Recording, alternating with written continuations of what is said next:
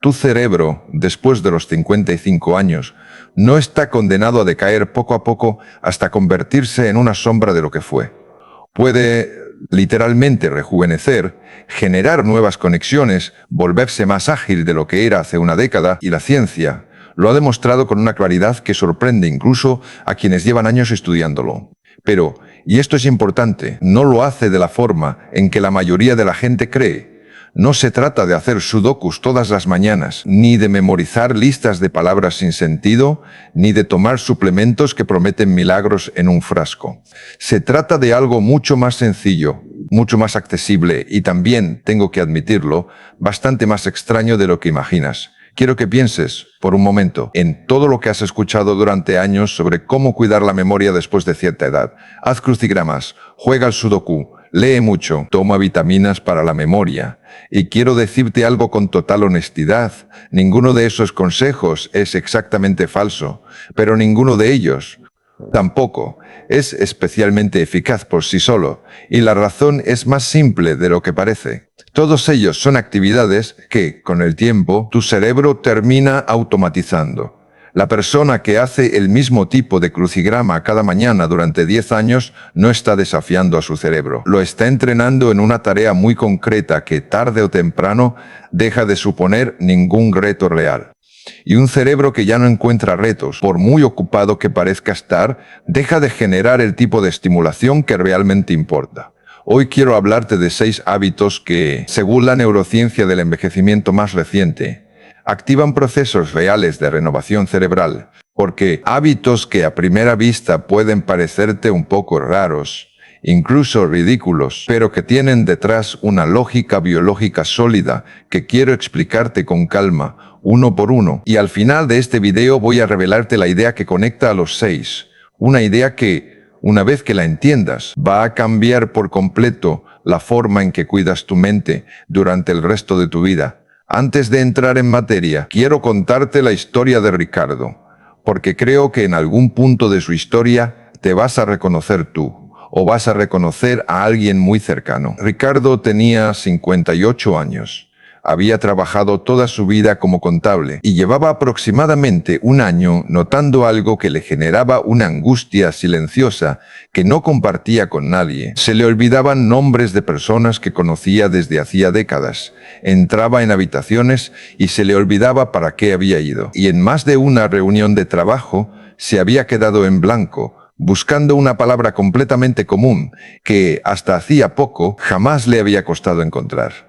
Me contó que una noche, después de que su mujer le preguntara algo tan sencillo como el nombre de un vecino al que conocía desde hacía 20 años, y no lograra recordarlo durante casi un minuto entero, se quedó despierto hasta las 3 de la madrugada buscando en internet síntomas de deterioro cognitivo, convencido de que algo grave estaba empezando a apoderarse de su mente.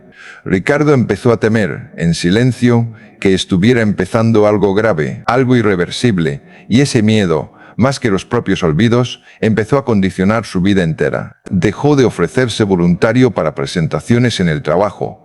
Empezó a evitar situaciones sociales donde temía quedarse en blanco frente a otros, y poco a poco, sin darse cuenta, fue reduciendo su vida a un espacio cada vez más pequeño y más seguro. Cuando hablé con Ricardo, lo primero que hice fue tranquilizarlo, con algo que la ciencia confirma una y otra vez. Cierto enlentecimiento en la recuperación de palabras y nombres es parte normal del envejecimiento, no necesariamente una señal de deterioro grave, y preocuparse en exceso por ello, paradójicamente, empeora el problema, porque la ansiedad interfiere directamente con los procesos de memoria.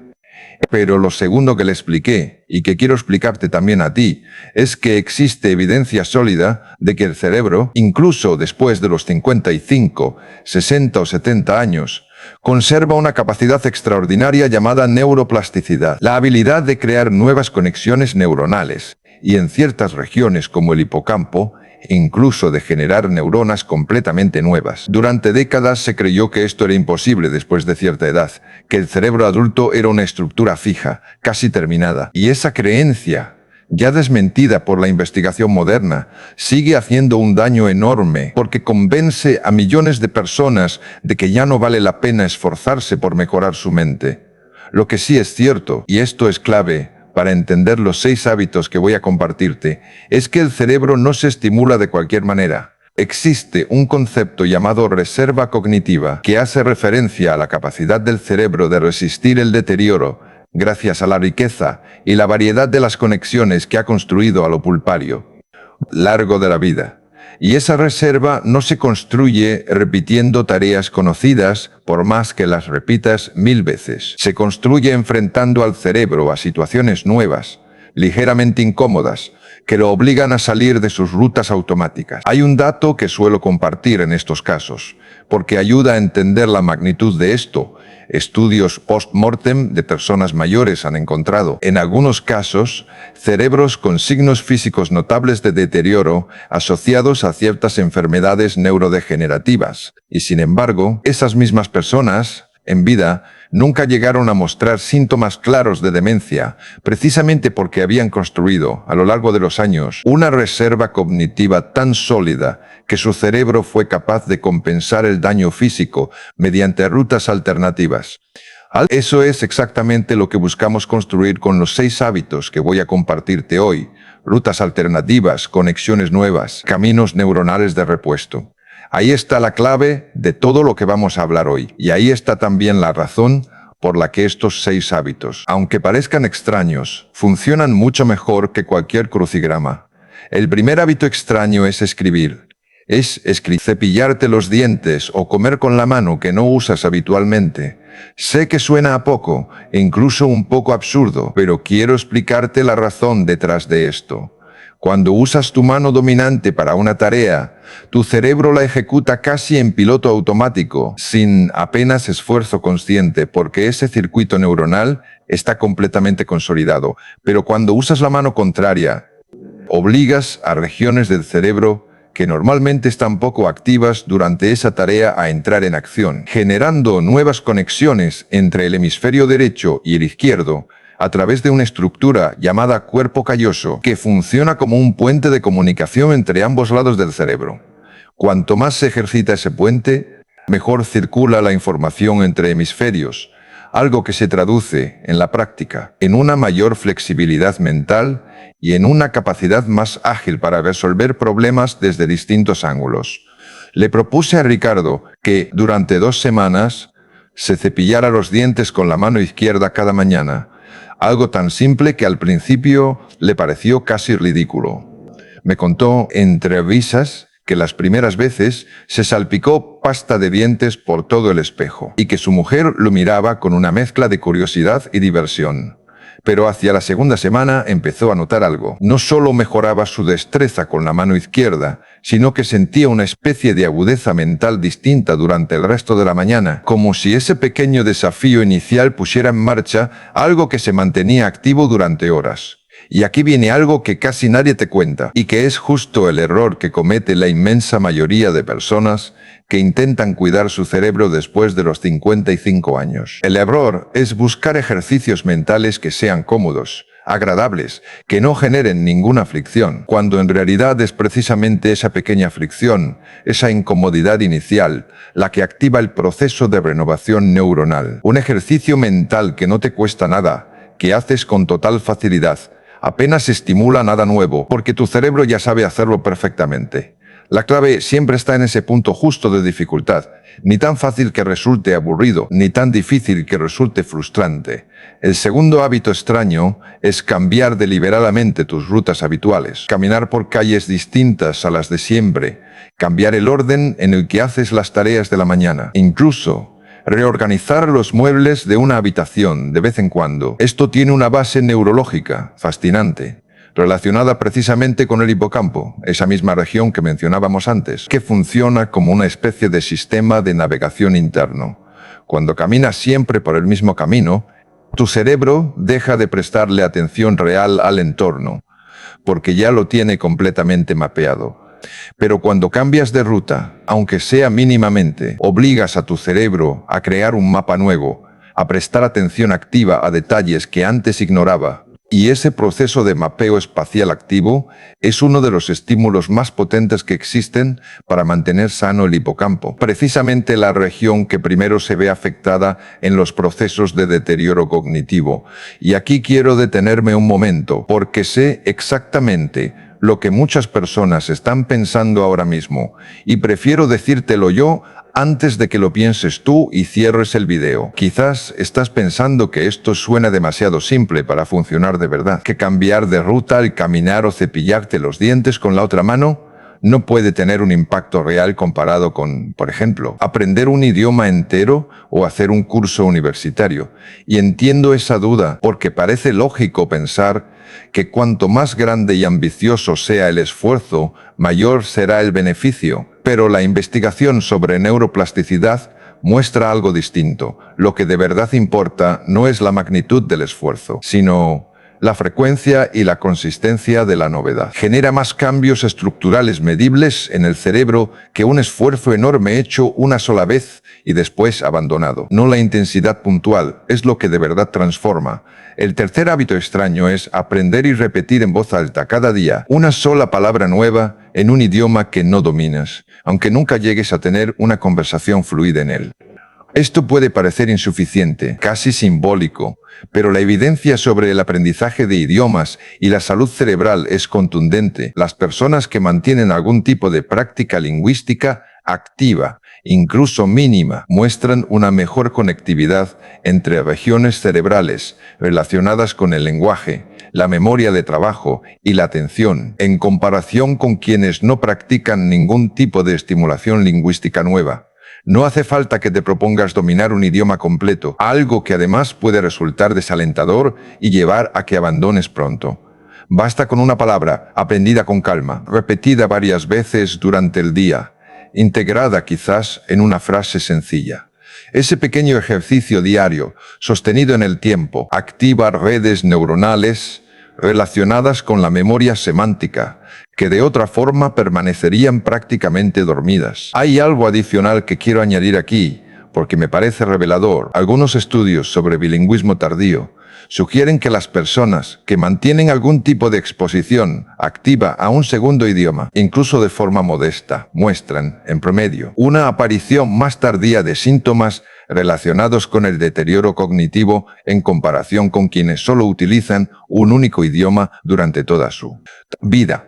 No se trata de una garantía absoluta, ningún hábito lo es, pero sí de una tendencia lo suficientemente consistente como para tomarla en serio. Quiero contarte ahora la historia de Mercedes, porque esto que le pasó a Ricardo no le ocurre solamente a quienes trabajan con números o con tareas muy analíticas. Le ocurre a cualquier persona que haya dejado, sin darse cuenta, de desafiar activamente a su cerebro. Mercedes tenía 61 años, había sido maestra de primaria durante casi 40 años y se había jubilado hacía 2. Cuando la conocí, me confesó algo con una honestidad que me sorprendió, doctor. Cuando trabajaba, mi cerebro estaba constantemente activo, resolviendo situaciones nuevas cada día con 30 niños distintos, y ahora que estoy jubilada, mis días son tan iguales entre sí que a veces no recuerdo si algo pasó ayer o hace 3 días. Esa frase resume perfectamente un fenómeno muy común y muy poco hablado. La jubilación, sin el desafío cognitivo constante que ofrecía el trabajo, puede convertirse, sin que nadie se lo proponga, en un terreno fértil para la monotonía neurológica. Esa especie de piloto automático prolongado que, con el tiempo, favorece el deterioro.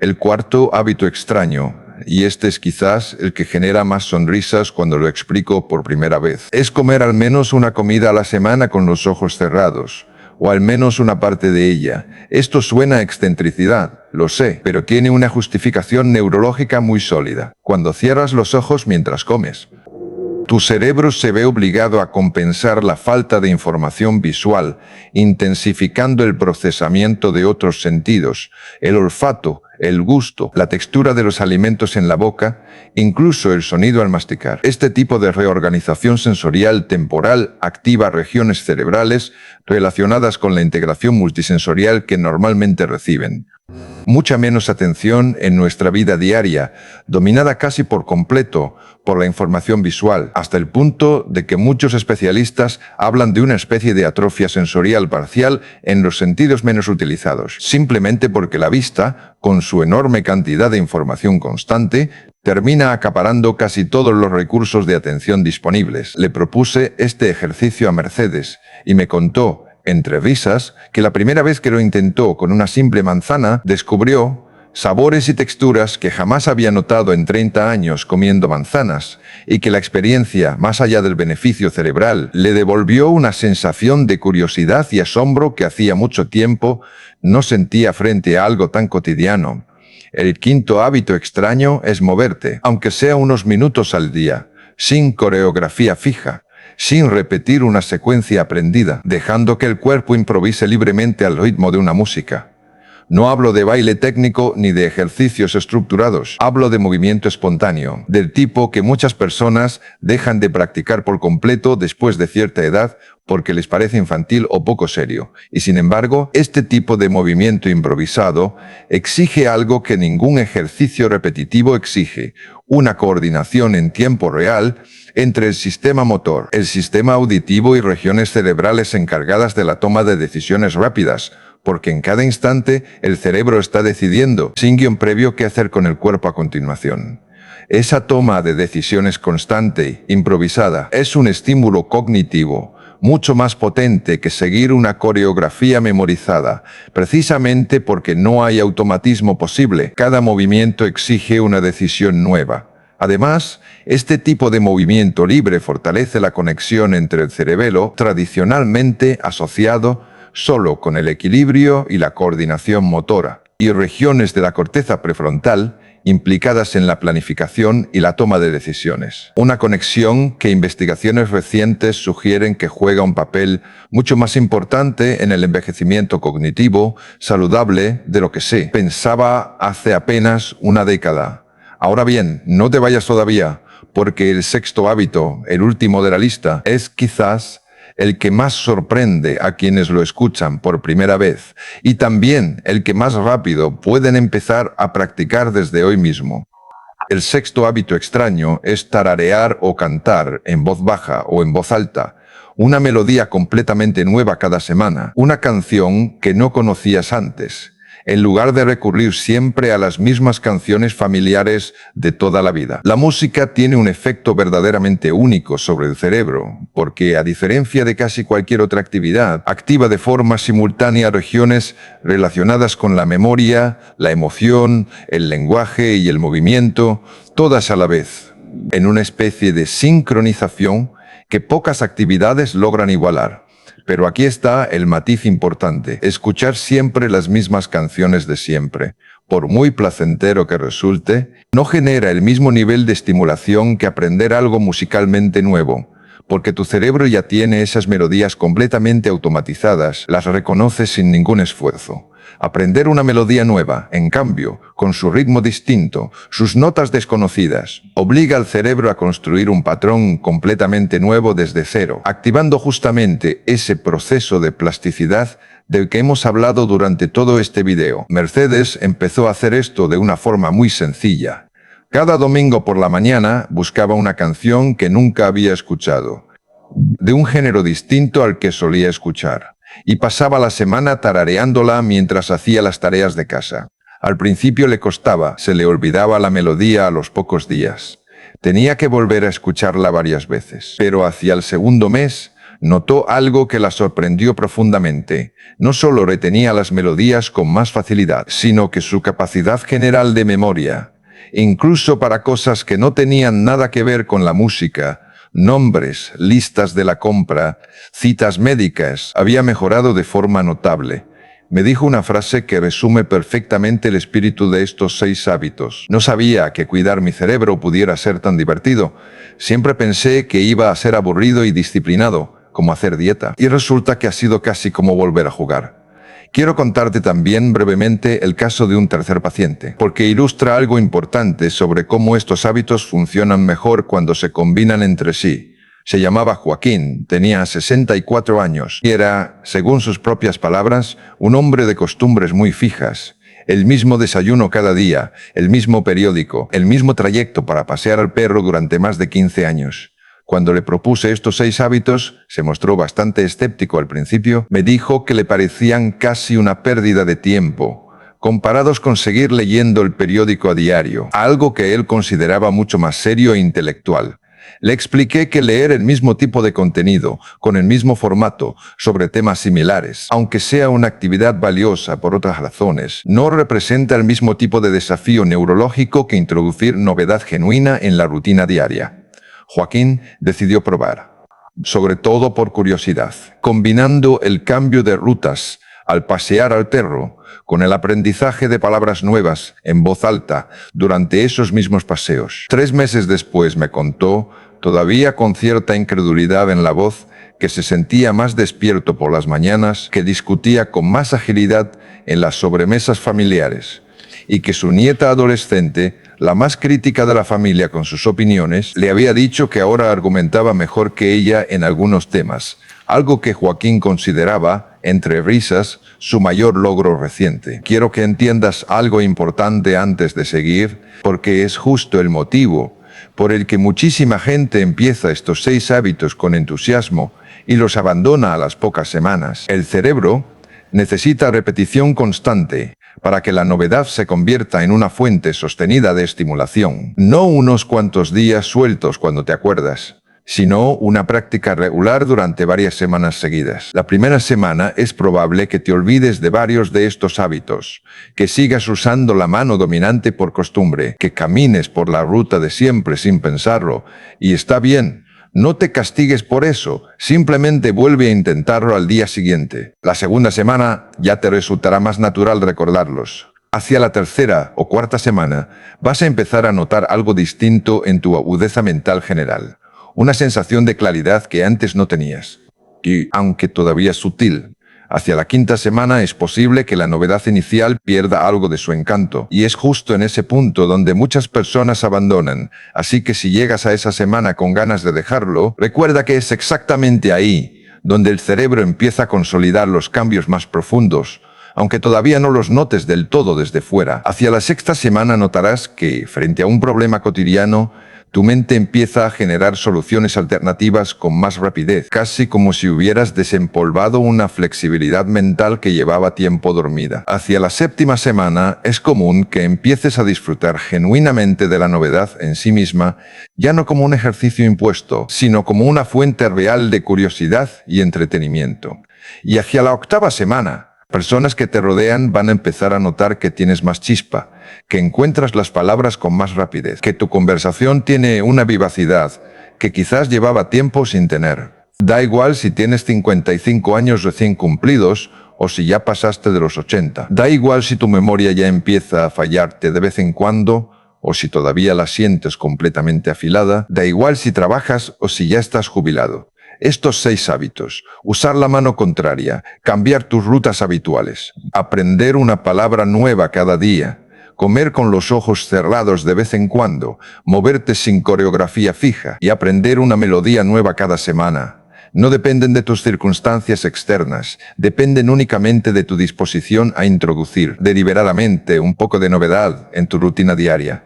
Y ahora, como te prometí al principio, quiero contarte cuál es la idea que conecta estos 6 hábitos, porque una vez que la entiendas, no vas a volver a pensar en el cuidado del cerebro de la misma manera. Escribir con la mano contraria, cambiar de ruta, aprender una palabra nueva, comer con los ojos cerrados, moverte sin coreografía, aprender una melodía distinta. Ninguno de estos 6 hábitos es cómodo, ninguno de ellos es lo que tu cerebro haría por defecto si lo dejaras a su aire. Y esa es exactamente la idea central. El cerebro no rejuvenece con la comodidad, rejuvenece con la novedad, con ese pequeño grado de fricción que lo obliga a salir del piloto automático en el que pasa la mayor parte del día. La rutina, aunque nos dé seguridad y tranquilidad, es, desde el punto de vista neurológico, el mayor enemigo silencioso de un cerebro que envejece bien. Y la novedad, aunque a veces resulte incómoda al principio, es el ingrediente más poderoso que existe para mantenerlo activo, flexible y, en el sentido más literal de la palabra, joven. Nuestra cultura ha construido una imagen muy dañina sobre lo que significa envejecer bien, una imagen que asocia la tranquilidad con la ausencia total de desafíos, el descanso merecido con la eliminación de cualquier esfuerzo mental. Y esa imagen, aunque suene reconfortante, termina siendo precisamente lo contrario de lo que el cerebro necesita para mantenerse sano después de los 55 años. Las personas que envejecen con una mente ágil, curiosa, despierta, no son las que evitan cualquier fricción, son las que han aprendido a introducir, de forma consciente y casi lúdica, pequeñas dosis de novedad en su vida diaria, sin necesidad de grandes proyectos ni de esfuerzos heroicos, simplemente con 6 hábitos sencillos, un poco extraños y sorprendentemente eficaces. Así que mañana, cuando te despiertes, quiero que elijas uno solo de estos 6 hábitos y lo practiques, aunque sea de forma torpe, aunque te sientas un poco ridículo al principio. Cepíllate los dientes con la mano contraria, camina por una calle distinta, aprende una palabra nueva y repítela en voz alta varias veces. Cierra los ojos mientras comes algo esta semana. Muévete libremente durante unos minutos sin ninguna coreografía. Escucha y tararea una canción que nunca habías oído antes. Cualquiera de estos 6 pequeños actos, practicado con constancia, es exactamente el tipo de desafío que tu cerebro necesita para seguir generando nuevas conexiones, nuevas neuronas, nueva vitalidad, muchos años después de que la sociedad haya decidido que ya deberías estar de retirada. Si te ha servido este video, suscríbete al canal porque cada semana comparto una reflexión nueva sobre cómo cuidar la mente y el bienestar en esta etapa de la vida. Y si conoces a alguien que lleve tiempo preocupado por su memoria, por sentir que su mente ya no es tan ágil como antes, un padre, una madre, un hermano, un amigo, compárteselo. A veces basta con saber que existen pequeños hábitos accesibles, sin necesidad de fármacos ni de esfuerzos imposibles, para recuperar la esperanza de seguir cuidando algo tan valioso como la propia mente. Cuéntame en los comentarios cuál de estos 6 hábitos vas a empezar a practicar desde mañana mismo. Me encantaría leerte y acompañarte en el proceso. Antes de cerrar, quiero decirte una última cosa. Ricardo, aquel hombre que empezó este video temiendo que sus olvidos fueran el principio de algo irreversible, hoy, meses después, me cuenta que ha recuperado algo que pensaba perdido para siempre: la confianza en su propia mente. Me cuenta Lares es no porque sus olvidos hayan desaparecido por completo, algo que sería poco realista prometer a cualquier edad, sino porque ha entendido que cuidar el cerebro no es una batalla contra el tiempo que se pierde de antemano. Es una relación activa, curiosa, incluso divertida, que se construye cada día con pequeños actos deliberados. Me dijo en nuestra última conversación algo que me pareció una forma perfecta de cerrar todo lo que hemos hablado hoy. Antes vivía con miedo a perder mi mente y ahora vivo entretenido intentando sorprenderla cada día, y ese simple cambio de actitud, del miedo a la curiosidad, ha sido, para mí, mucho más valioso que cualquier mejora concreta en la memoria. Y tú, que has llegado hasta el final de este video, tienes exactamente la misma oportunidad que tuvo Ricardo, la de dejar de temerle al paso de los años y empezar, desde mañana mismo, a sorprender a tu propio cerebro con un poco de la novedad que necesita para seguir vivo, ágil y curioso durante muchos años más. Nos vemos en el próximo video.